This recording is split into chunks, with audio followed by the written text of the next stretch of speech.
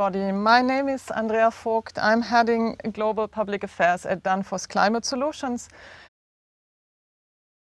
This live stream from Sonderborg, which is, as I heard this morning at the IEA conference, the capital of energy efficiency. So we are very proud to be here and also very happy to have three very good speakers who will enlighten us on energy efficiency, on technologies, on sector integration and also on renewables.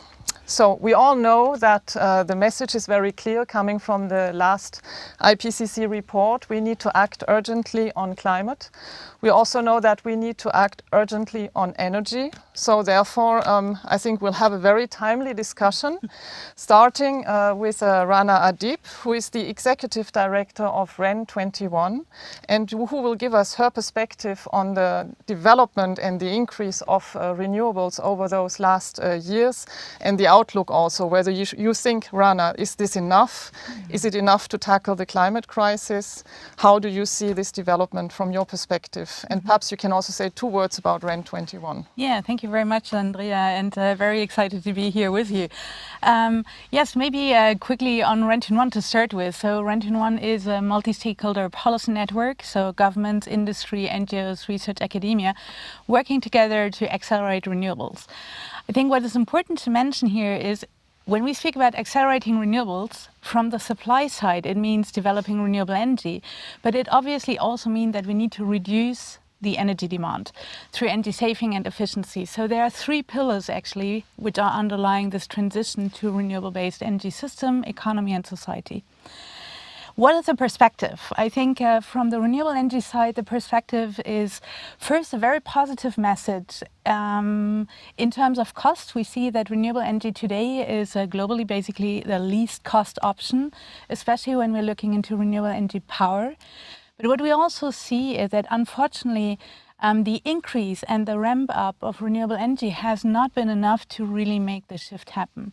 When we are looking at the total global final energy demand, we see that over the last decade, the share of renewables has moved from 8.7% to 11.2%. And this basically means that over this period, we have been consuming mainly fossil fuel. The share here has basically not changed from 80.3% to 80.2% in a decade. And ultimately, this means that we're consuming much more fossil fuel today than ever because the energy demand has increased. So there is clearly a need for a structural change that needs to occur very urgently. And why? What do you think would be needed in terms of a structural change? I mean, we see if we take the EU just as an example, we have the Fit for 55, we have the Renewable Energies Directive, the Energy Efficiency Directive, Energy Performance of Buildings Directive, we have Repower now. So there's actually a lot of policy measures out there.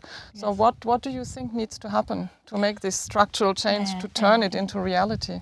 I think there are what we see is today the efforts in renewable energy and efficiency are not enough. Just as a reminder, fossil fuel is responsible for 75% of the CO2 emissions. So one clear message is we need to phase out fossil fuel production and use of it. And that is something which is indeed not an easy task because we are operating in an economy, in power dynamics and in policy system which has been centered around fossil fuel.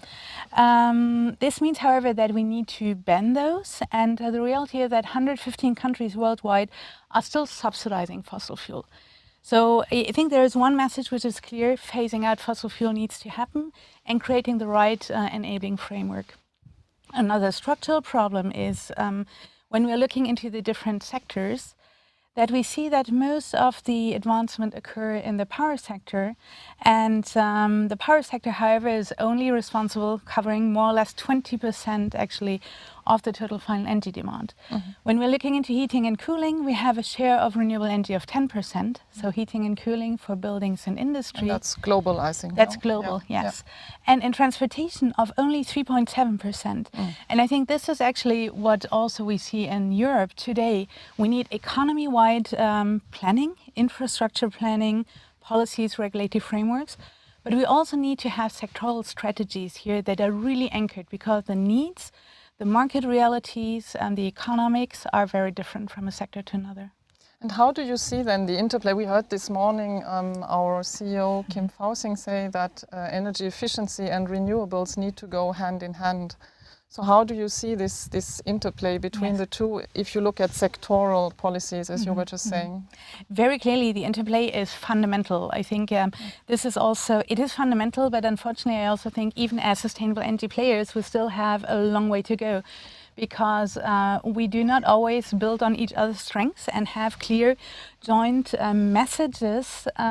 We're working towards the same goal, but there is still a part of who get the bigger pie. Efficiency first, renewable energy first. The reality is you need both, and we can only move to a renewable-based system if we reduce basically the energy consumption. But also from the efficiency side, bringing in renewable energy already brings a certain efficiency. There are possibilities for technological developments and real advantages in terms of business models and also attraction to policymakers. I think I take an example from transport. Electric mobility, for instance, is clearly a hype and reduces the energy consumption of vehicle to a third of the consumption.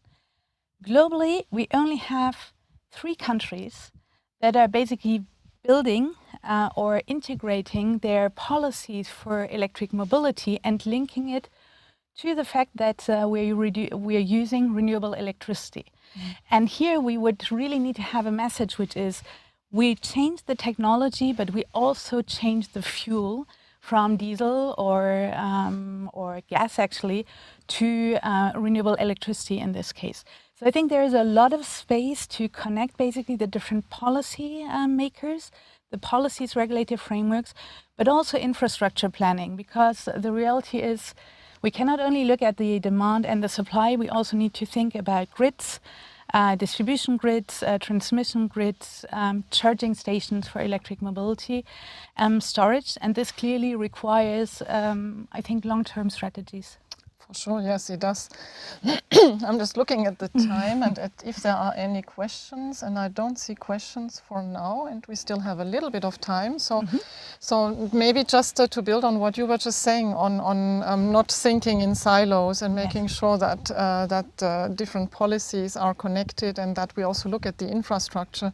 So if you compare what is happening in Europe to other regions in the world, REN21 is a global network. So is there any region where you would say here it really happens, it's really connected, the different sectors, or is this some construction side a little bit everywhere in the world? I think as construction side, to be honest, I think it's also something to mention positively that at the European level, during the last two years, also in response to COVID, to the green recovery, there has been a stronger sectoral strategies. So the European Union has indeed taken like a global economy-wide targets and translated them into sectoral plans. So that's something which is positive. Now, obviously, it depends on how it is integrated in the countries and the member state countries. And we also see that there is a lot of pushback still when it comes to implementation and partly contradicting policy and regulator frameworks. Now, are there countries where we have really strong joint approaches? I think there is I always like this example of Costa Rica, because here we have seen they have really driven, they had very good starting conditions, for instance, for renewable electricity. But there was at one point really this awareness that it was quite stupid to import fossil fuel for transportation. And the government has really made it as basically a societal project to also move not only the energy transition, but the transport transition to a sustainable mobility, which is electricity based with local renewable electricity. And I think just in those times basically of energy security discussions, energy economics, price challenges, I think it's really important that governments take this as an opportunity to really move into affordable and sustainable future energy services, building on efficiency and renewable energy. That's a very nice ending sentence of your of your explanation. So I would like to thank you very much, Rana, for your input. I'm taking away from what you were saying: phase out fossil fuels, not work in silos, connect the different sectors, and also look at the infrastructure. And there are some good examples out there, so that's certainly encouraging. And let's move on this track. And we'll now hear from the next speaker, actually, a bit more in depth about heating and cooling and about heat pumps more specifically. So thank you very much, Rana, for your input. Thank you so much. And yeah, thanks for the invitation. Yeah, very welcome. So, next.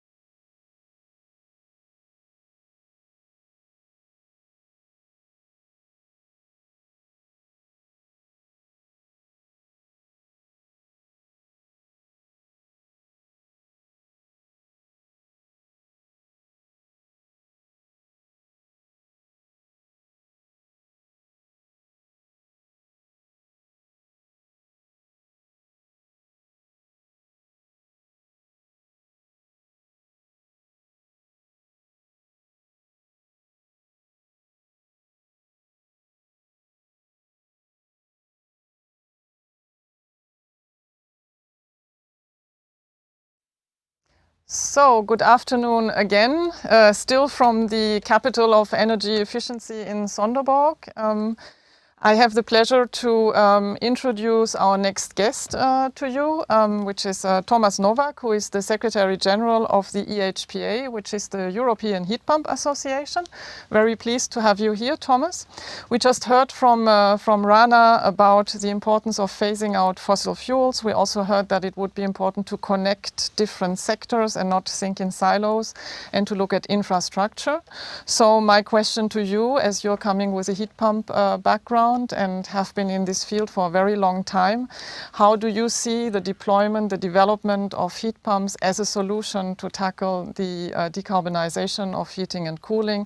Do you think this is going the way it should go? What are your insights from this specific sector? And perhaps you can say something also about connecting it with others, if there is something to add. There is a lot to be said. We are positioning heat pumps at the moment as a system integration technology, because that's what it is.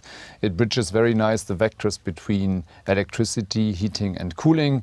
Even if you look inside the heat pump system, then this combination of providing heating and cooling at the same time is something that needs to be used more, because every time you have cooling demand, you create a waste stream. The question is, what am I doing with that waste heat? And I think that comes to the heart of Danfoss, is to say, how can we use that efficiently, and can we deploy this heat either in the same building or in small energy grids, or even in big district heating grids to provide heating.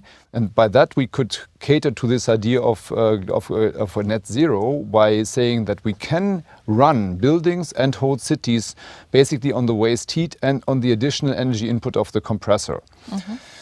If we look at what is happening, then the times are as challenging as I've never experienced them. We see in the last year, in 2021, that nearly 2.2 million heat pumps were sold in Europe. And for us, that includes those that are used for heating, the hot water heat pumps, and it includes air to water and geothermal solutions. It also has a bit of an input from big heat pumps, industrial style and district heating, even though the data situation is not as good as it is. Is it developing as we would expect? Well, sometimes you have to ask what you have to think and consider what you wish for, because obviously we always wanted these 20% growth. Last year was plus 34%. We see now that we are running into a supply shortage. Some of the components are sitting in containers in Shanghai. We see that some of the installers have not started to educate themselves, so they cannot deliver to all the requests that they're receiving. And obviously, due to the war waged by Russia on Ukraine, we have the situation that more and more people are becoming very, very sensitive towards the need to change their heating system. And so demand is increasing. Where installers had 1 request per week, they have now 5 requests per day. And I expect that they will also start to think that they have to retrain themselves, reskill themselves, so that they can deliver. But why are you saying they have to retrain themselves? Is there something new coming, or is it just the fact that they have to switch from fossil fuel boiler technology to heat pump technology? Yeah, it's just that. Just so it's switch basically. It's not. I wouldn't agree when people say we have an overall installer shortage. We have enough installers that can in principle do the job, but they're of course very occupied with heating systems, which is only a small part of their daily work, and bathrooms and spas and whatever else, kitchens, what people want. So there's demand for many more things that require an installer than only the heat pump or the heating system. If we would simplify things and say, okay, can you maybe wait with your bathroom renovation and just allow 2 more people have a heat pump, then that would work. And you need about 1 week of training, retraining to achieve that. But then, of course, overall, no, that's not the problem. But overall, if we look at the political spectrum, and we have the Repower EU communication and the package that is out, it's a lot of small measures that are now delivering towards a more agile heat pump market. But it's also it creates a necessity to more than double heat pump sales. And overall, the heating market will also have to increase. And then, and this is luckily not tomorrow, but then we will need more installers. So there's actually a call for people that don't know what to do with their future. The heating and cooling segment is attractive. And that starts with installers, that continues with electricians, plumbers, but also in education, in university level education, mechanical engineers, architects, and IT, of course, because system integration, that's how we started, is something the heat pumps will become active nodes in the grid. Yeah, and that's also about the bridging the gaps between the sectors, in fact. But why is it then, I mean, heat pumps have been around for forever. I mean, forever, not forever, but for a very long time. So if I listen to you, you see this sort of explosion of the market, and it's being pushed by policy, etc. But why hasn't that happened already? I mean, it's a great technology, it's mature. So what is the problem? But it has happened quite continuously, at least since 2015. Not on the same level than today. But in 2015, we didn't receive the same recognition from policymakers, and the industry developed nonetheless because of the inherent benefits. But now we're in a situation, I think there is a number of factors that are triggering. Of course, the war is one that triggers sensitivity. But then we also see the fast build-up of green electricity from wind and solar. And that requires some sort of demand-side flexibility, and heat pumps can deliver to that. I am talking to people that say, if we want big heat pumps in our district heating system, we need big heat pumps that have a very clean electronic footprint, so that if we switch them on, we know exactly how much electricity they will take, so that we can really use them to follow the supply curve. And that's specifically relevant here for Denmark, where wind energy and exactly, where you can build much more wind, you can increase the utilization factor of wind if you have more demand side flexibility, and heat pumps can cater to that, together with electric vehicles, of course, together with smart tariffs for households, building information systems and so on. Yeah, definitely. I'm just seeing there is a question coming in. You were mentioning the supply shortage, the difficulties also triggered by the war in Ukraine. And the question is whether there are any plans on how to tackle that supply shortage. Is the industry reacting in a specific way? Yes, or? The industry is certainly reacting. We see that a lot of players in the market are considering their value chains, are also really considering if this optimistic assumption that the global value chain will continue, if that can be maintained in the future, and if we don't need to take more of the production facilities back to Europe, or take a dual sourcing approach and look at other areas where we can source from than only Asia, which is of course often the case. Yeah. You have probably heard that the Biden-Harris administration has invoked the Defense Production Act, and so they want to push the deployment of photovoltaic heat pumps, electrolyzers in the US, and that is a bit of an indication that we will look more locally what we can do from our own capacities and where we really need to have this international cooperation. Personally, I think that if the COVID pandemic is sorted halfway and these global development delivery chains work again, that will do one part, but also the build-up of capacity in Europe. So in 2 to 3 years, I do think that we can come back in more calmer waters. Of course, pending that nothing else happens. Yeah, I mean, yeah, these are uncertain times. I would say so for sure. Fingers crossed. Yes, yeah, that's indeed, clear. Indeed. So just in the last. There are no more questions as far as I'm seeing. So in the last 2 minutes that remain, you more or less replied to that already, but I think it's worth mentioning it again, because there is sometimes this, we have on the one hand side, we often hear about this, is it energy efficiency we need, is it renewables we need, and we heard very clearly the two need to go hand in hand. Yes. And in the same way, we are hearing sometimes too, should we go for heat pumps or should we go for district energy? Or is it a combination of both? And I think you replied to that partly already when you referred to the sector integration aspect of things, but perhaps, if you want to And you need to ask everybody that asks you that question, okay, in your own house, is your radiator fighting with your heat generator? And the answer is obviously no. If you have district heating, where that is installed, where that is a good idea, you need a heat generator. So the district heating is not good by itself. It depends on where the energy is coming from. And if district heating serves as a bridge between supply and demand of heat, it's perfect, of course. But then ideally, you either use waste heat from buildings, from factories, etc. You upgrade them with big heat pumps, or you use you use a number of smaller heat pumps in what we call ambient loop grids. So I do not think that there is really a conflict. We as EHPA will represent manufacturers of big heat pumps that go 50 megawatts and upwards, starting maybe from 1 megawatt, but also we have a number of them in industrial processes.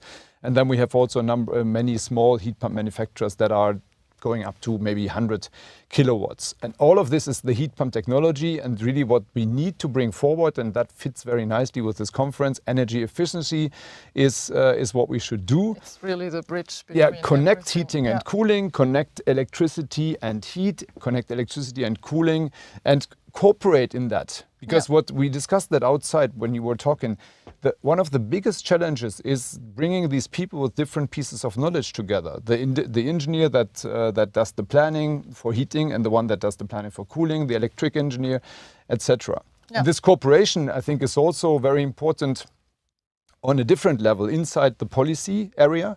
So if we talk about institutions that have heating and renewables departments, they speak about breaking the silos, but you need to also do it. And maybe we need to rename all this.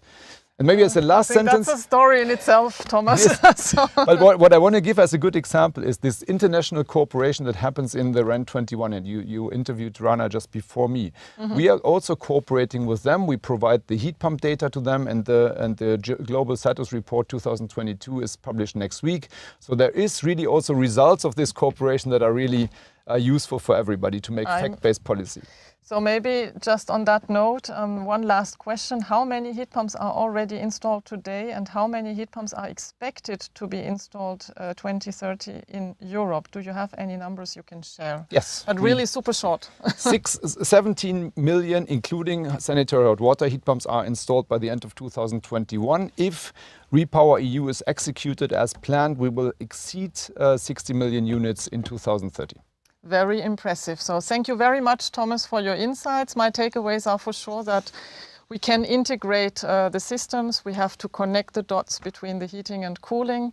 We have a great technology which is out there, whether it's small heat pumps or big heat pumps. There is no competition with district heating, rather the opposite. It can really be connected to each other. And that will also bring me to the last speaker, who will more specifically speak about the sector integration side of things. But for now, thank you very much, Thomas. As always, super entertaining and very insightful.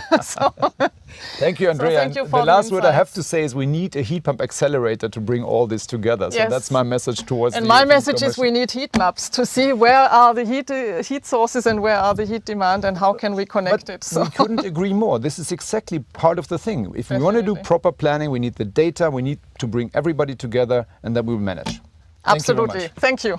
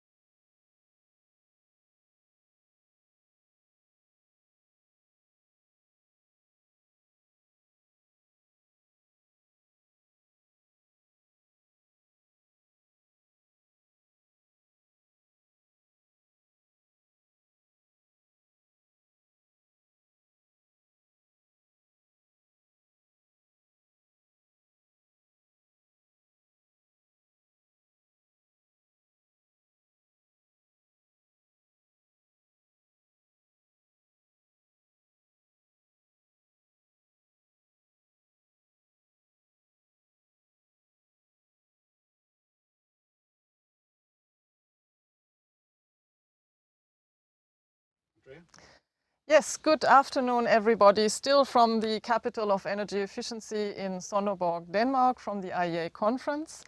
I'm here with our third speaker, Torben Funde Christensen, who is Head of Industry Affairs at Danfoss Climate Solutions. Thank you, Torben, to be with us. It's a great pleasure to have you. You know this industry inside out. You have been with Danfoss for a very long time. So it's really a great pleasure and an honor to have you here.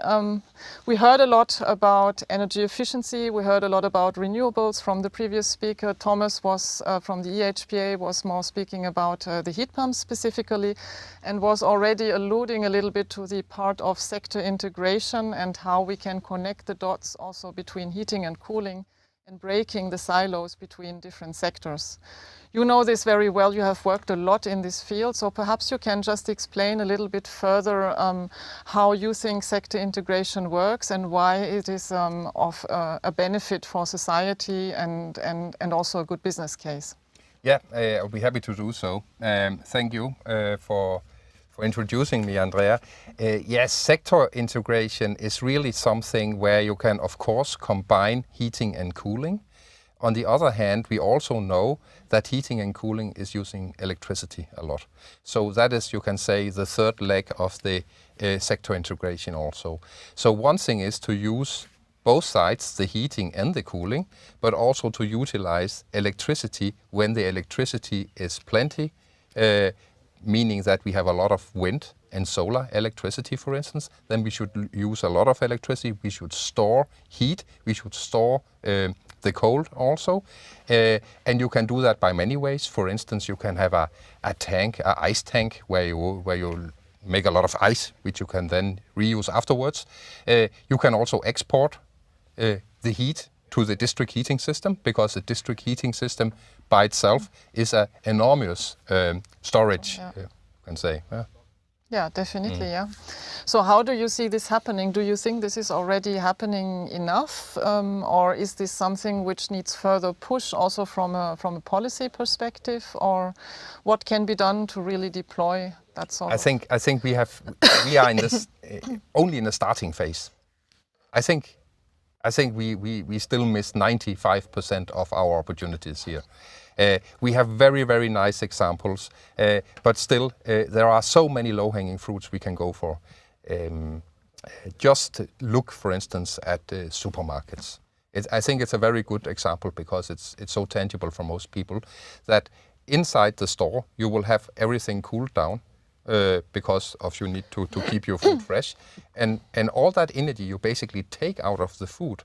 You transport that energy to the back of the building, and then you leave it to the surroundings, which is really a pity. Yeah? You should use it to reheat your store if it's winter, or you should export it to your neighbors, basically. Sorry, so for exporting it, that means it would be connected to a sort of district grid, which would allow to basically transport it to the neighborhood. Yes, exactly. It has to be transported somehow to your neighborhood. It doesn't have to be a very enormous multi-megawatt district heating grid. It can also be a microgrid, for instance, in a village, which would also be more, I would say, affordable locally. I think normally it's very good also to start from where you really can manage the solutions, and start having these pilots in smaller areas, smaller communities. And connecting to what Thomas was saying earlier, you could then also use a heat pump to basically upgrade the temperature of the heat that you recover from the cooling installations, for example. Yeah, sure. And that's where you integrate the two. Yeah. And coming back to the temperatures, of course, you have to try to operate at the lowest possible temperature you should be able to use as a heating, because every time you go degrees up, you have to pay more in electricity for that. Yeah. But I think we have an enormous potential here. If we look in the world, 20% of all our electricity is more or less running through a compressor, either providing cooling or heating. Yeah. And we are used to only use the one side of that compressor. We should use both sides. Yeah, that definitely makes sense. And speaking about the temperature, so we heard a lot about buildings, about heating and cooling of buildings or of neighborhoods, but there is much more to cooling, of course, than just the buildings. We heard a lot today also in the dedicated panel about the cold chain as such, the importance of expanding the cold chain. So perhaps you could tell us also a little bit from your perspective, and taking it really to a global level, not just looking at Europe, on where you see the challenges of expanding the cold chain, what needs to be done to really make this happen, and what's also the benefits of having a cold chain in place, specifically also in developing countries. Yeah, just to start from what you said at the end here, the cold chain is actually very, very old in principle, much older than comfort cooling. Cold chain is really about trying to keep our food fresh as long as possible. And to keep the nutrition value in the food also. We have done that for more than 100 years actually, with the processes we know today. Of course the processes become better, but energy efficiency has really increased here also. Having the cold chain is preserving food, and you avoid loss and waste of food, which is extremely important, because every time you have one piece of food, it represents CO2 emissions. You have used water, you have used land, you have used a lot of energy for basically growing that food in the fields. So when you waste it afterwards, you have to throw it away. It's really, really a pity. It should not be able to happen. And on top of that, then you also have the population growth. So we even need more and more food. Secondly, we know also that that population growth is happening in the bigger cities. So it means that you need now to transport the food from the rural areas into the cities also. Again, you need a cold chain. So we are basically lagging behind. We need to do something about that. Yeah, and definitely we also, that was one of the conclusions also of the panel earlier today, to say that with a well-designed cold chain, which really connects the farm to the fork, we can basically tackle a lot of different issues, where, as you were just saying, we tackle the food security, of course, the energy security, because we reduce, if it's done properly, we reduce the energy use. We tackle health from the nutrition aspect, emissions. So there's really a lot of advantages to deploying a cold chain, specifically also in countries which do not have one. Yeah, yet, so. And that's the problem then also, because you need to establish, you can say, the total economy around the cold chains. You need to ensure that everyone throughout the cold chain is basically having a win situation here. And that can often be a challenge, actually. We need to educate people also, so that you are able to maintain such systems.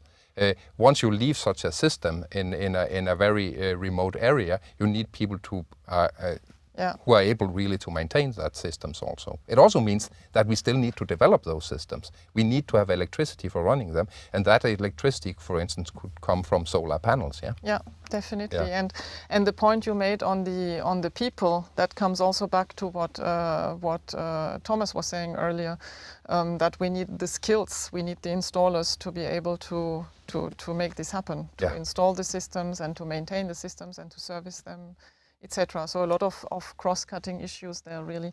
I'm looking at the time. We are fine. There is one question here. What is Danfoss Climate Solutions doing to work with governments to inform and get programs together to get the world to move forward with new technologies? Do you want to say something on that? Yeah, I think actually we are also arranging events like this. I think that is one thing. We are working a lot in different types of organizations, industry organizations, think tanks, and so on. And we are also working in different, you can call it early cluster formations, where we work together with universities, we work together with our basically competitors, customers, and also governments. Yeah. So that is normally what we want to do actually also to develop. Not just to sell products, of course we want to sell our products also, but it's also about developing our markets. Yeah, of course, yeah. And I think, I mean, the challenges are massive, the opportunities are massive as well, and I think it's nothing that can be done alone. Yeah. That's also something we heard this morning at the conference.